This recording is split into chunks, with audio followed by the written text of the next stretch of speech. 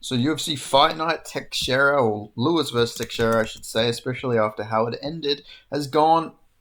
It's come and it's gone. We had the first fight of the night, which was Fatima Klein, Melissa Martinez. Fatima Klein got a brutal head kick, beautiful, beautiful head kick uh, from Fatima Klein. Not really much else to say. It was in the third round. I didn't catch the first two rounds. I'm not gonna lie. Then we had Mike Davis versus Mitch Ramirez. Mike Davis goes in there and beats the shit out of Mitch Ramirez. Ramirez was like doing all right in the second round though. I think Davis like wrestled heavy in the first round, but he gassed a little bit from that. He's got to stop wrestling. Just box. You were a boxer, and he showed that in the second round. He starts using his striking that he's known for, and he wins. If he does that moving forward, he won't have problem. Like I guess for SC Zam, he only lost because he gassed out for trying to wrestle too heavy. You're a striker. Just keep striking, please. For the love of God, Mike Davis, you are a striker. Do what you did in Thomas Gifford. Just fight like that every fight, please. Then we had Volta Walker versus Kitty and Chikwi. I got this one wrong. This was the first fight of the night I got wrong. Volta Walker just immediately heel hooks Kitty and Chikwi.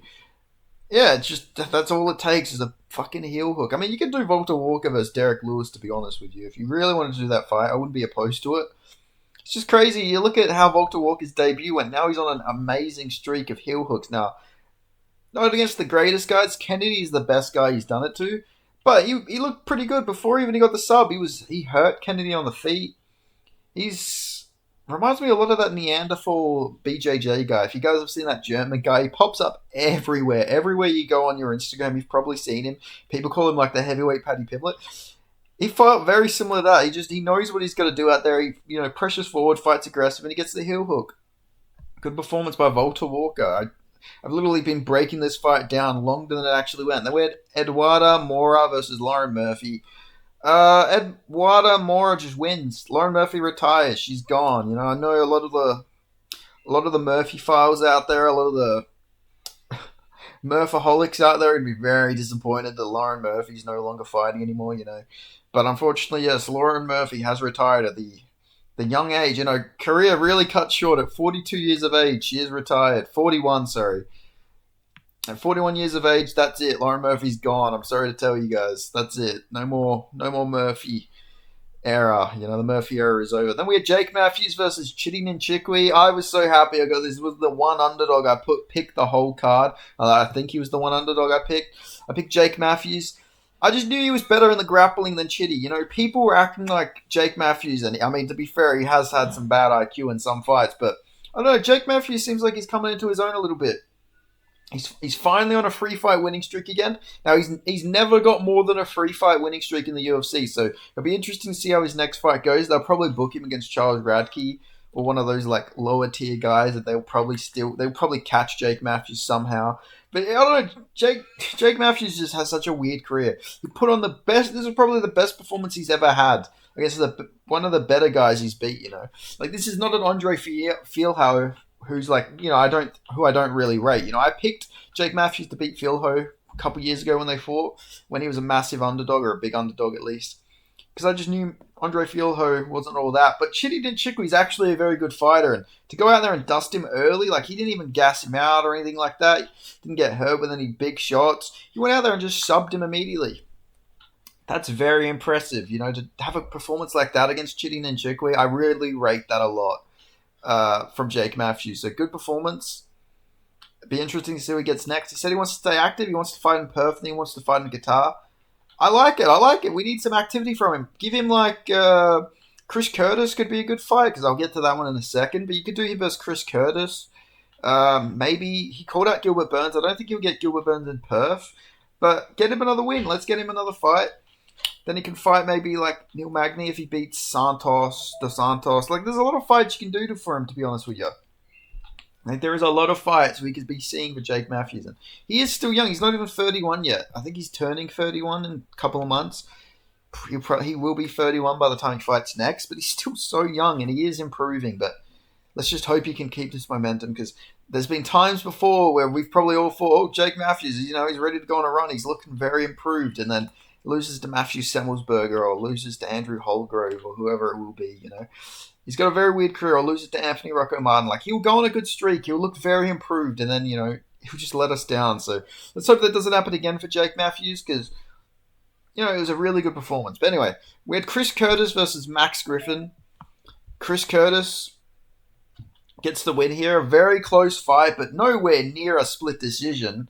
I think this being a split decision is fucking horrendous. First round goes to Max Griffin for sure. Second and third, clear Chris Curtis rounds. I don't know how any judge can look at that and say, oh, yeah, I thought Max Griffin win. I don't know what Max Griffin's got with the judges because I didn't think he beat Jeremiah Wells either, but, I like Max Griffin. He's a cool dude. He doesn't have me blocked on Twitter, unlike Chris Curtis, so that's always good. But I'm always going to be objective here. I thought Chris Curtis clearly won. More just because of his power, He didn't look particularly that great here. Like, it was watching this fight, you would not know that this guy was coming down from being a top 15 guy. Like, this guy was top 15 like a year ago, maybe. Maybe even still was top 15 before the year end, when he fought Kopylov. I can't quite remember. I think he might have even been top 15 when he fought Kopylov. It's crazy. It just shows how much worse middleweights are, in my opinion. Like, welterweight's actually a good division, so you can sort of see a bit more, like, where, yeah, Chris Curtis doesn't have the best footwork. His pressure style was working, but this is against a guy who's actually older than him. So it's going to be interesting to see Chris Curtis against, like, other welterweights. Like, that's why I want to see him versus, like, a Jake Matthews, A guy who's a former lightweight. He's got lighter man skill. Just be interesting to see how Chris Curtis will take a fight like that. But yeah, I don't know. I don't think Chris Curtis is going to go on some great run at this point in his career, but who knows? Maybe he was injured or something going into this fight. That could always be a factor, but clearly shows a big difference in skill between the welterweights and the middleweights, This is why I don't rate middleweights really that highly, like in the GOAT talks, I never thought Izzy was like all this because he went on a great run at middleweight, but middleweight's generally awful. One of the most awful divisions. It's just, words don't put into perspective of how awful middleweight really is. I've always said that, like, the mid being the fucking start of the division makes a lot of sense. It really is a mid division. But anyway, all that out of the way. Good performance by Chris Curtis.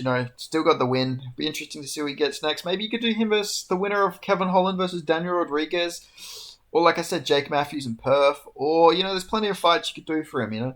So it'll be interesting to see. Though I like Chris Curtis at the welterweight division, but maybe it was a little bit too late for him at this point. He's a bit older, but I don't know. You can still have some good fights. Anyway, moving on up, we had Tuco Tokos versus Junior Tafa. Oh god, man. Poor Junior Tafa. Looked in great shape. Looked really good. It's the weight class he should have been fighting at. But the lighter man skill just did him in. And I don't even think Tokos was even really that skilled. It seemed just like more Junior Tafa just way too green with the grappling. He's a good striker. He hurt Tuco Tokos. He hurt him every time they would strike. Every time he would land, he would hurt Tokos. But Tokos just kept going for the grappling, which, no shit, he's going to do that. He did that. Went good for him. Like, he got him down in the first round, and then he got reversed and he started getting pounded out by the round ends. So Junior Tafa was always stealing momentum a little bit, but eventually gets taken down and gets arm triangled. Shame for Junior Tafa. It's probably, he's coming off a win before this fight, so it's probably not it for him, but it's going to be real rough for Junior Tafa. He's got to just go and train in, like, Dagestan for, like, 3 years and then come back. Like, his get-ups, he needs to work on his get-ups, his submission defense, and his grappling defense. He can get taken down, but he just needs to really work on the ability to get back to his feet, his sprawling. Like, that's really what he needs, because his striking's good. He can definitely beat a lot of people with just the pure striking, but it's just takedown defense, man. It just needs so much work. I think Justin Tuffer actually has good takedown defense. That might be a hot take I have, but Justin Tuffer has, like, a really good ability not to get taken down, but Junior Tuffer just really needs to work on it a bit more. But light heavyweight's definitely his division size-wise, but skill-wise, he's really got to play catch-up a little bit. He's still young. I could think he's 28, and that's very young for these, like, heavier weight classes, but yeah, it's still rough to lose to Tuco Tokos, but at least Tokos got a win, Good for him. Then we had Vitor Petrino versus Austin Lane. Vitor Petrino gets the win here. Just takes down Austin Lane. Shows very clear athleticism here. Athleticism, speed, lighter man skill. Takes down Austin Lane and subs him. Great performance by Vitor Petrino here. This just literally was... Both of these fights back-to-back were just a showcase of lighter man skill. Junior Tuffer coming down heavyweight, having to deal with the heavyweight grappling. Gets, destroyed. Well, not destroyed. That's an overstatement. But, gets subbed by Tuco Tokos. And then Vitor Petrino shows his light man skill moving up and subs Austin Lane. Showed very good grappling in here. Very impressed with Petrino's like speed and transitions here. Very good. Good to see him back on a win streak, or at least get a win. But yeah, goodbye Vitor Petrino. Then we had Morgan Charrier. They'll probably do Petrino versus fucking Derrick Lewis next. Let's be real. That's probably what they're gonna do. I'm thinking about here. Yeah, maybe they do Derrick Lewis versus like Waldo Cortez Acosta or something. They're probably gonna do Petrino versus Derrick Lewis. They love to give Petrino all these weird matchups, and they love to just throw heavyweights right up to ranked opponents. They'll probably do Petrino versus Lewis, and I will definitely pick Lewis to probably catch him on the chin. But anyway, then we had Morgan Charrier versus Nate Landwehr. Nate Landwehr was taking over. Second round, he's starting to take over. He's really starting to put a pace on him. And he gets badly chinned in the third round, just instantly in the third round. It was actually sort of crazy to see that happen, to be honest with you guys. Yeah, that really did catch me off guard a little bit. He just went out there and landed big shot after big shot and brutally gets him out of there. Very good performance from Morgan Charrier here. First round he was doing really good, kicking up the leg. He was doing real good work with the leg kicks, but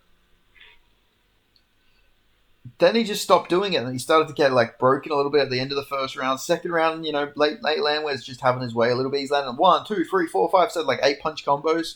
Not the most stinging shots or anything, or not the most powerful shots, but he's landing them. Landing quite a few of shots, getting a lot going. For some reason, Morgan Charrier was wrestling a lot, which is a bit of a silly game plan to have against Nate the Train. A guy who's known for his cardio. He started to slow down a little bit, Morgan Charrier. But third round, got his second win and just goes in there and immediately KOs him. If Nate the Train would have survived that, I think Charrier would have been done because he really put everything into that finish. But Nate the Train, good win to have on your resume from Morgan Charrier. People forget, man, Morgan Charrier, he beat David Onama. Nate the Train beat David Onama. It's a good win from Morgan Charrier. Then we had Steve Garcia versus Kelvin Kattar. Steve Garcia, good Lord, great performance. I think he might be the first person to have dropped Kelvin Kattar. Looking at his resume, I can't remember anyone who's really dropped Kelvin before. So that was pretty impressive from Steve Garcia. Obviously a washed version of Kelvin, but he looked good. He won every round, dominated the fight, landed big shots. Third round gets a knockdown, gets the win. Kattar, I always mess up his name. Kattar is done, I think. I don't think he's going to ever win a fight again. He's done. He doesn't have the ability to move forward or catch anyone really with big shots. His chin is still good. Don't get me wrong, but he gets hit so much, and I don't know. I just don't see Calvin winning a fight ever again. He'd have to get a real big step back in competition. And I don't know if there's anyone who could really give him that at this point in his career. He's on a 5-fight losing streak, I think. He should have beat Josh Emmett, but it's just rough. That's probably it for him. Maybe they give him one more fight. But yeah, Steve Garcia gets the win. Crazy turnaround. He was 1-2, got dropped twice by Charlie Ontiveros as well back in the day. People forget about that. So really good, all round, very good from Steve Garcia to get the win. He 1-2 in his career to start in the UFC. Now he's on a 6-fight winning streak and he's going to be ranked. So yeah, impressive stuff. And that Chase Hooper wins aging pretty well for him too. Then we had Gabriel Bonfim versus Stephen Thompson. I picked Bonfim, but I really thought, and I really do think that Wonderboy won this fight quite fucking clearly. And I'm very annoyed that they've given this to Bonfim. Wonderboy clearly won the second and third round, and I left a pretty mean tweet to a certain fat YouTuber, rage baiting on Twitter, just saying, because he was saying, oh yeah, what did he say? He was like, Bonfim could have won 30-27. So I just left a nice little message. I'll probably stop reading the fast food menu and start reading the fucking scoring criteria for MMA, the stupid fat cunt. But anyway, I left a message like that to him. Because yeah, obviously the guy's rage baiting. He doesn't even have a Twitter Blue subscription. So he's literally just rage baiting for the love of the game. I know he is rage baiting, but he's good to use as a punching bag because he's so wide and, he's ever expanding like the universe. But anyway, Bonfim clearly didn't win this fight. Wonderboy clearly won the last 2 rounds. He hurt him badly in the second round. Third round, Bonfim's just clinching him, but Wonderboy's clearly outstruck him. even had him clinched himself. And in the clinch, Wonderboy's the only one landing strikes. You can't score a neutral position. It was a neutral position. It wasn't even a dominant position. It was a neutral position. You don't win from clinching someone against the fence. Why do the judges not understand this? They always do this. But Bonfim gets the win. Poor Wonderboy. They better not cut him because he clearly won. They better just give him another fight and give him a striker for God's sake. Then we have Derrick Lewis versus Taliesin Teixeira. Derrick Lewis gets the win. Weird fight. It was a very, very weird fight. Derrick Lewis gets punched in the eye. It seems like the thumb might have gone in his eye. And he looks hurt to the eye. And then he's just throwing big shots. Catches Taliesin Teixeira, drops him, lands like 20 punches, but they're covered up. And then Taliesin Teixeira gets back to his feet. And then Jason Herzog stops the fight there. It was a very awkward and weird stoppage. They could have let it kept going. DC was saying they should have taken a point. They would have taken a point because Teixeira grabbed the cage to stand back up. I don't think that's a thing. I think you're only not allowed to grab the fence if you're protecting, stopping takedowns. I don't think there's anything in the rules that say you can't grab the fence to pull yourself back. Maybe, to be fair, yeah, that probably is actually a foul, but it's a bit of a different foul. It's not a typical one you normally see. But I know it was a very weird sequence. Derrick Lewis gets sort of hurt, then catches Teixeira, pulls off his pants, moons the crowd, talks about wanting to get on top of his wife. It was a very, very wild couple of seconds. The fight was 30 seconds, but it felt like 10 different things happened within that time period. It was one of the weirdest. It was one of the longest, shortest fights I've ever seen. Everything there was it was action packed every second of the fight. There was something happening, so that was good to see. But still, I think it was a very weird stoppage. But still, Derrick Lewis gets the win. Do him versus Waldo Cortez Acosta, and if he wins, do him versus Tom Aspinall. I don't give a shit. They've never fought before. It'd be cool. I think Tom Aspinall would absolutely murk Derrick Lewis, but who knows? I thought that Taliesin Teixeira would beat Derrick Lewis, and he didn't do that. So, yeah, I don't know. That striking defense was always worrying from Taliesin Teixeira, but he showed, good chin though. He took the big shot, but he got back up, and he wasn't out. They were saying he was out with his feet because he grabbed Herzog, but he was, Herzog was right in his face. He was pushing him off. I think he still wanted to fight. He probably would have got chinned if he ate another big shot from Derrick Lewis. Don't get me wrong, but still, man, still, it's just an awkward time. He should have stopped it when he was dropped and eating 10 punches on the road. Not when he gets back to his feet. It's a very awkward situation, but he gets the win though. Derrick Lewis gets the win. He's back. He's on a 2-fight winning streak now. That's why I say Waldo Cortez Acosta, that's free. Or even just give him a title shot. Who cares at this point? Derrick Lewis is an older guy. He hasn't fought Tom Aspinall. Let's just see if he can get it done. He's got big power. Who knows? Derrick Lewis has got a lot of weird wins as well in his career, he beats a lot of really good fighters. So who knows? Taliesin Teixeira could still go on to be something special as well. Well, not special, but he could still go on to be something good, People forget Derrick Lewis beat Curtis Blades, Volkov. Volkov's on an amazing run right now. He's got a lot of weird wins, Derrick Lewis. But anyway, that's all I've got to say. So make sure you guys like this video, subscribe, and I'll see you guys next time. Thanks for watching. Let me know what you thought of this card.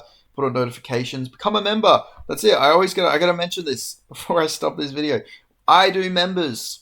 I need members. So please, I have a membership subscription on here. There's multiple different ones you can use. Just use the $2 one. You pretty much get the same stuff. And yeah, I'll appreciate all my members, And there's also a pay pig option that's $800. I don't expect anyone to pay for that, alright guys? I'm not delusional, I'm not crazy, I don't want anyone to actually think I'm that money hungry. It's just there as a piss take, but low key maybe I want someone to actually pay for that, but I don't think anyone will, not anytime soon. Don't get me wrong, I'm not crazy. But yeah, if you want to become a member, please do. But, if you can't afford it, that's all good. But I have a $1 menu option, which is literally just $2. And I'll do member streams, and I'll try and make some extra content or something for them. But anyway, just needed to promote that at the end. Thank you guys so much for watching. Make sure you like this video, subscribe, and I'll see you guys next time. Thanks for watching. Goodbye.